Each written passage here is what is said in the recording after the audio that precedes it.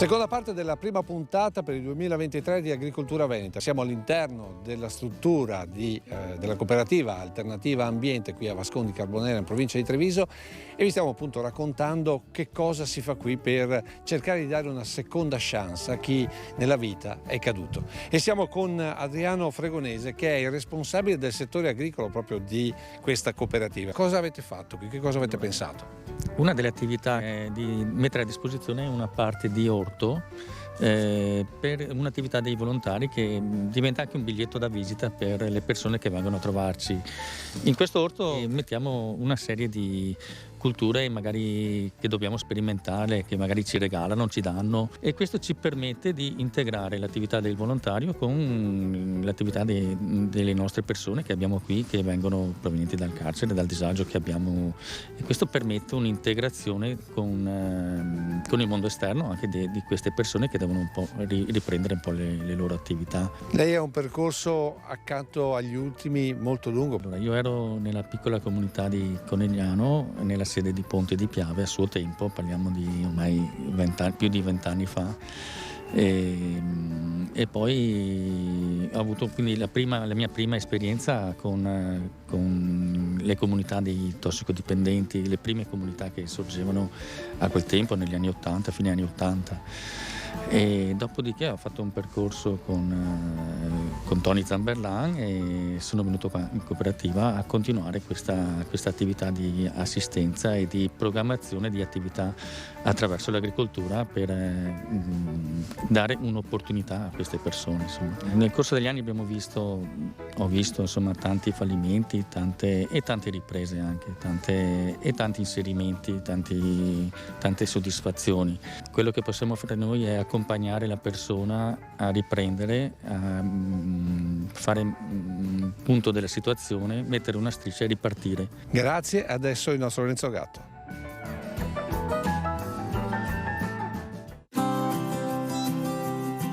Arancio amaro, Citrus aurantium varietà amara. Originario probabilmente della Cina, in Italia però arriva con gli arabi. È un albero alto tra i 3 e i 5 metri. Che differenza c'è tra l'arancio dolce e quello amaro? Il primo è quello più grosso, quello che noi consumiamo abitualmente. L'arancio amaro è più piccolino, rugoso e soprattutto amaro, per cui viene utilizzato in cucina solo per fare delle marmellate. Perché ci interessa? Perché dalla scorza del frutto immaturo si ottiene una sostanza molto utile nelle diete dimagranti che si chiama sinefrina. Mentre la scorza del frutto maturo viene utilizzata in particolare in tisane per scopi digestivi. Inoltre viene utilizzato anche per produrre degli amari e anche come bevande, tipico il chinotto. E adesso vi propongo una tisana per la digestione. Allora prendiamo 1/3 di genziana radice, 1/3 di arancio scorza e 1/3 di centaura erba. Misceliamo, prendiamo un cucchiaino da caffè, lo mettiamo in 150 ml d'acqua calda, lasciamo in infusione per un 10 minuti circa, mescolando di tanto in tanto, poi filtriamo e beviamo mezz'ora, un'ora dopo pasto. Dell'arancio amaro però si utilizzano molto i fiori, i quali per distillazione danno un olio essenziale molto profumato, molto pregiato e anche molto costoso. Possiamo però fare anche una tisana con i fiori di arancio essiccati. Prendiamo 2 cucchiaini da dessert, li mettiamo nei classici 150 ml d'acqua, calda però non bollente, lasciamo in infusione per 10 minuti, filtriamo e possiamo bere 1, 2, 3 tazze al giorno. Questa tisana è indicata particolarmente per disturbi d'ansia e come rilassante. Termino con una curiosità. Perché si dice fiori d'arancio per una sposa? Si narra di un re particolarmente geloso dei suoi alberi di arancio amaro, al punto da negare un rametto anche a un importante ambasciatore. Questi andò dal giardiniere del re e lo ottenne in cambio di 50 denari, che servirono alla figlia del giardiniere per potersi sposare, perché a quel tempo senza dote non ci si poteva sposare. Ecco perché per una sposa sono importanti i fiori d'arancio.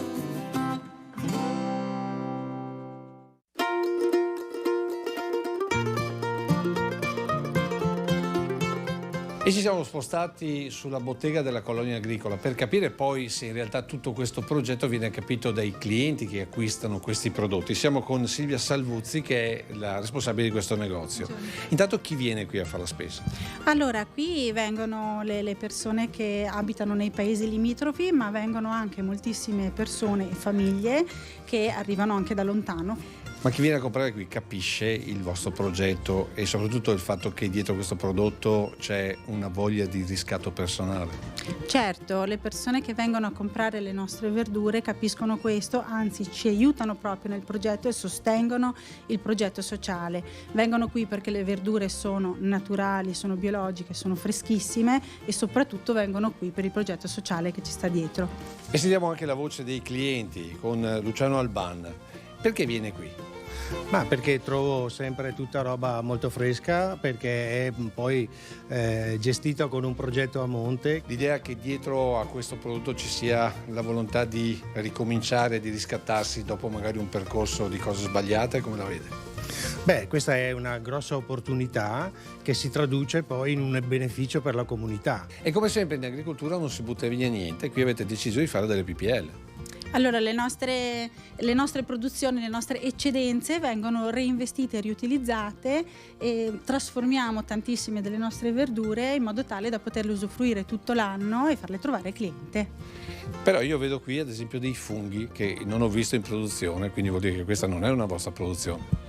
Questa invece è una nostra produzione, abbiamo portato tra virgolette la nostra agricoltura biologica in carcere, quindi è un progetto sociale, lì facciamo il fungo e poi lo trasformiamo in modo tale che tutto l'anno i nostri clienti possano trovarlo in bottega. Insomma, il riscatto sociale comincia proprio anche all'interno della casa circondariale, dietro le sbarre. Esatto, da lì parte il progetto e poi si arriva in Colonia Agricola. Grazie, adesso il nostro Adriano Favaretto.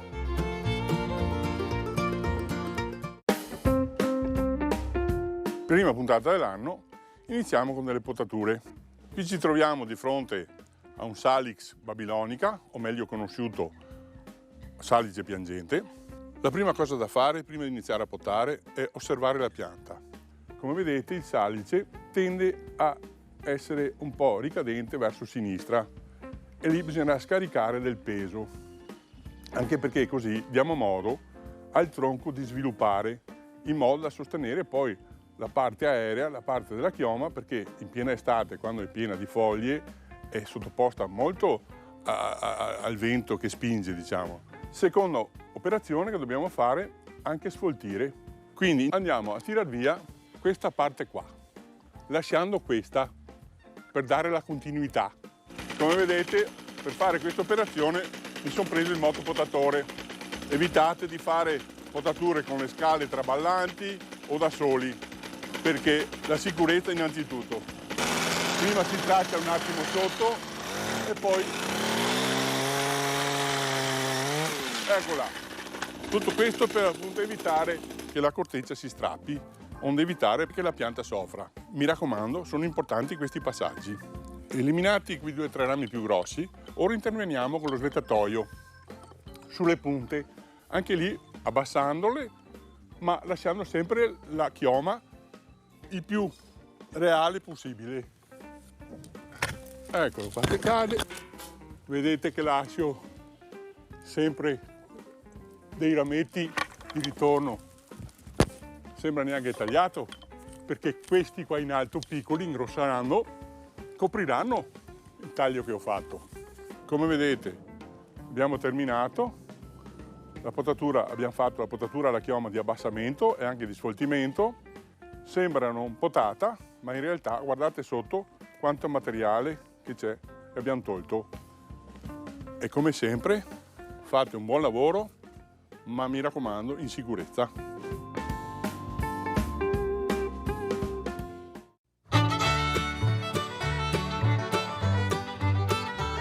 E siamo arrivati alla testimonianza diretta di chi è caduto ma ha avuto la possibilità anche di rialzarsi. Adil Habli, ormai quasi 40 anni. Che storia è la sua? Allora, la mia storia comincia da eventi sfortunati che ho avuto. Ho sbagliato nella mia vita precedente e ho pagato le mie conseguenze.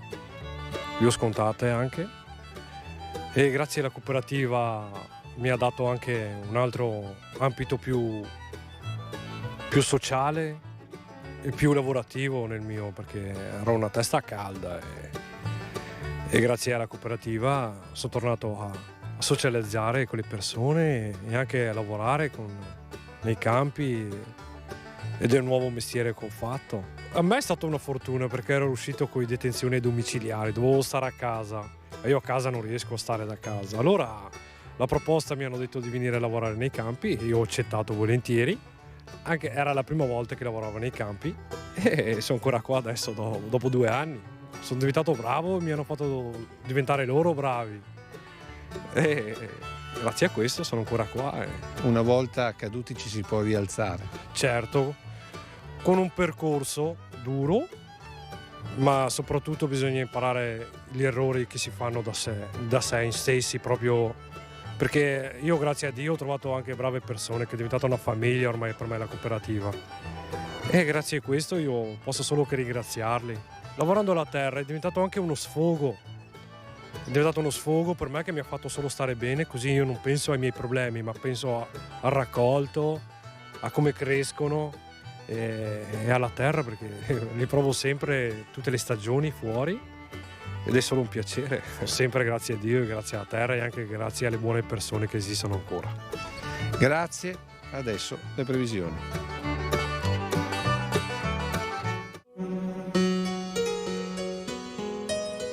Continua l'azione intensa di un anticiclone che si è localizzato proprio sul Mediterraneo, e questo è evidente dalla carta, e da lì ha protetto l'Italia e tutte le nostre zone, le zone del nord. Ha protetto nel senso che impedisce il passaggio di sistemi perturbati che continuano a scorrere, anche numerosi, ma a nord delle Alpi.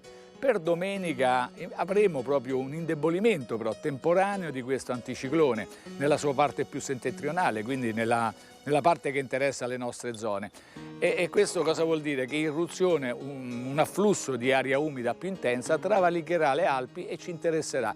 Gli effetti saranno ancora la nuvolosità, ma soprattutto le piogge e le piovigine che potranno essere diffuse. Però non saranno intense, si parla di 2-3 mm di pioggia che interesseranno la pianura, qualche nevicata sui rilievi, ma oltre i 1200-1300 metri. Passerà tutto nella giornata di domenica e già da lunedì avremo una variabilità. Il tempo rimarrà più o meno stabile, variabile e scomparirà in pianura, ecco, buona parte della nebbia, quindi il fenomeno così esteso si ridurrà proprio per il passaggio di questo flusso di aria umida. Comunque l'anomalia forte e che interessa anche il mondo agricolo è quello della temperatura, oltre che della mancanza di pioggia. Temperature che si mantengono veramente in modo straordinario e più alte della media. Non andiamo ancora sotto zero e probabilmente non andremo sotto zero anche per tutta la prossima, almeno per tutta la settimana. Infatti addirittura fine settimana con minime intorno dai 6 agli 8 gradi. Pensate che un -3, un -4 in questo periodo in pianura sarebbe normale, anche se la media poi di tutto il mese sarebbe -1, -1,5. Le massime lo stesso, il fenomeno è meno evidente, però gli 8, i 9, i 10, gli 11 gradi di sabato di massima sono anche questi ben più alti della media. Intanto i venti è una situazione tranquilla, sono deboli, di azione variabile, l'Alta Adriatica è previsto poco mosso. È tutto.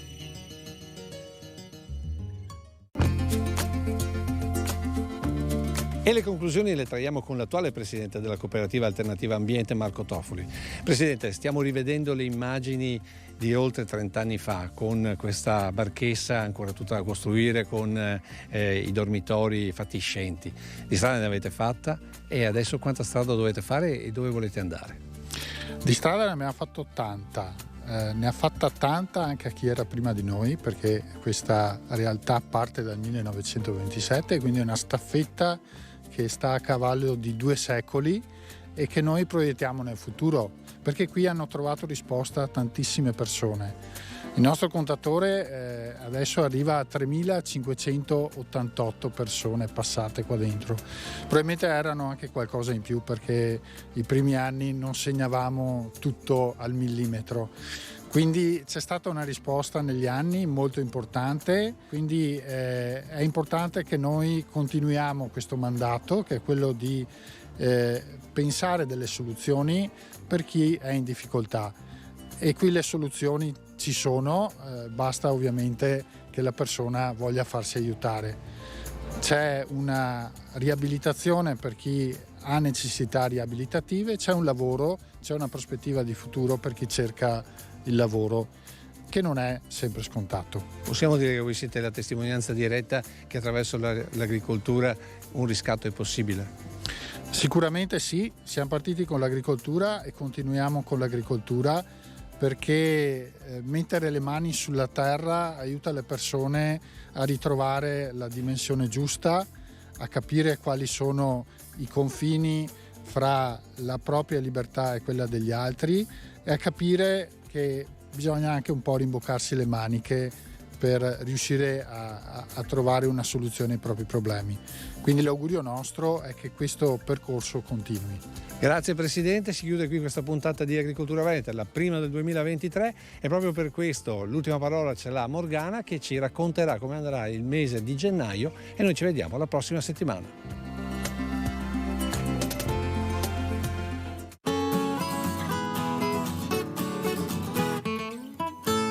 Buondì e buon anno da Morgana del Fiume Silente, che guardando e scorre piano piano conta come sarà sto Gennaro e Asente, che non scomincia a gran ben con sti aumenti di benzina e gasolio, che dei poretti che ne farà un tren e a pochi invece a vita come un rosolio.